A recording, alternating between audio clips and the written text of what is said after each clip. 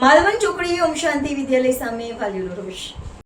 ઓમ વિદ્યાલય દ્વારા એક લેટર મોકલવામાં આવ્યું હતું વાલીની સંમતિનું સહી કરવા માટે। તે સંમતિને લઈ ગેટિયા નામના 50 થી 100 નાગરિકો ભેગા થઈને અત્યારે માલવણ ઓમ શાંતિ વિદ્યાલય પહોંચી આવ્યા છે।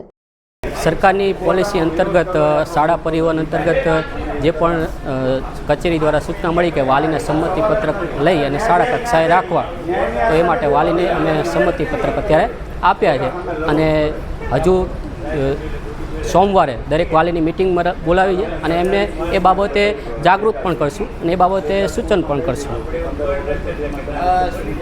સ્કૂલ દ્વારા શું લેટર પેડ આપવામાં આવ્યો હતો?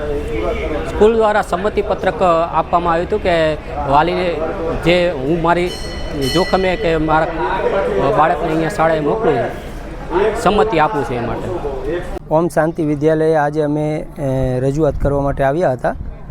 જે એમને લેટર મોકલેલ છે કે ભાઈ વાલીઓની સાઇન અંદર લેવાની, અને લેટરની અંદર એવો ઉલ્લેખ છે કે ભાઈ કોઈ જાતની જવાબદારી સ્કૂલની રહેતી નથી।